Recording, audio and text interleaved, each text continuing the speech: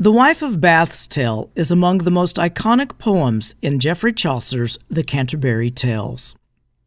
Written between 1387 and 1400, The Canterbury Tales is comprised of 24 tales narrated as part of a storytelling contest between a group of pilgrims traveling from London to Canterbury to visit the shrine of St. Thomas à Becket.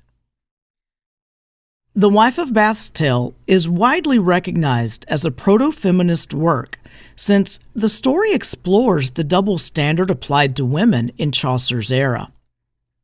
In medieval England, women were afforded limited agency with constraints on their gender roles and identities. Whatever little power men allowed them to possess was attributed to their social rank and marital status. The Wife of Bath is one of Chaucer's most developed and outspoken characters, with her descriptive and unconventional prologue weighing in at double the length of those of her fellow pilgrims.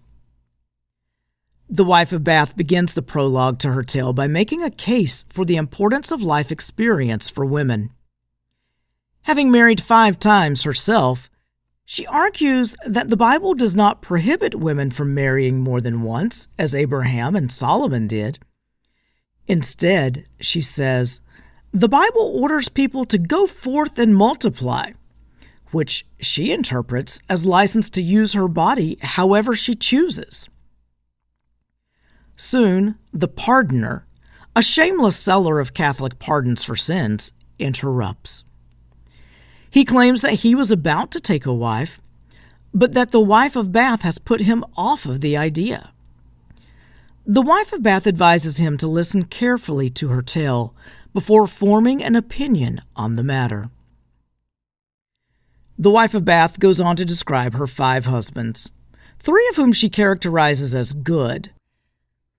However, she defines good as rich, old, and submissive, and goes on to detail the various ways in which she manipulated these men for money.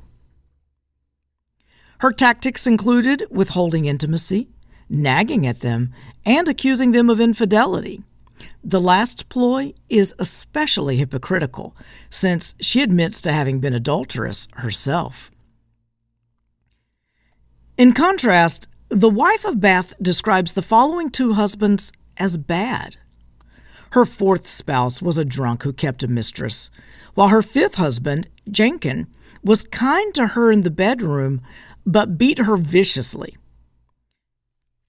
Jenkin was half the wife's age, yet often read to her from a book of wicked wives, a volume of anti-feminist literature that she forced him to burn after a particularly violent fight. Once he had submitted to her in this way, Jenkin and the Wife of Bath enjoyed a perfectly happy marriage. At this point, the friar, a corrupt clergyman, mocks the Wife of Bath for her long-windedness. But the summoner, another hypocritical religious figure, tells the friar to sit down, remarking that friars are notorious for their long stories.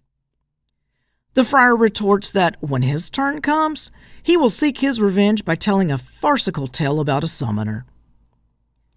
Finally, the Wife of Bath arrives at her tale, which is set in the time of King Arthur. While riding home from a hawking expedition, one of the king's knights happens upon a maiden walking alone. He violates her, a crime punishable by death at the time. But when he appears before the king, the queen intervenes, promising to spare the knight's life if he can answer one question. What do women most desire?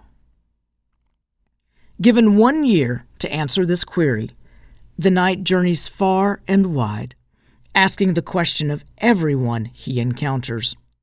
But no 2 people give the same answer.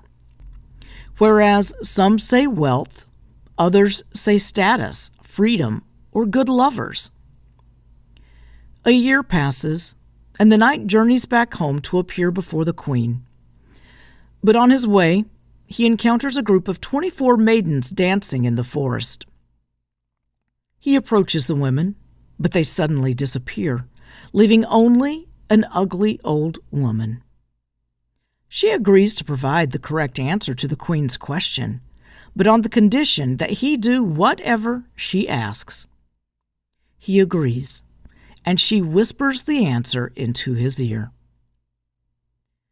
When they arrive at court, the knight relays the old woman's answer to the queen, that women desire sovereignty over their husbands most of all. The queen agrees, pardoning him, but the knight is loath to follow through with his promise when the old woman announces that he must now take her as his wife. Left with no way out of his promise, the knight marries the old crone. Lying in bed together after the wedding, the old woman notes the knight's unhappiness and gives him a choice. Would he rather have an old, ugly wife who is entirely faithful to him, or a young, fair wife who cuckolds him? The knight thinks hard, but cannot arrive at an answer, and finally tells the woman to choose whichever option she thinks would bring the most honor. "Then I have got mastery over you," the woman says, asking the knight to lift her veil. The knight is shocked to find that the old crone has transformed into a young and beautiful woman. In closing, the wife of Bath says that the couple lived happily ever after, and closes her tale by praying that Christ grant all women submissive husbands who satisfy their wives, and strike down any men who will not.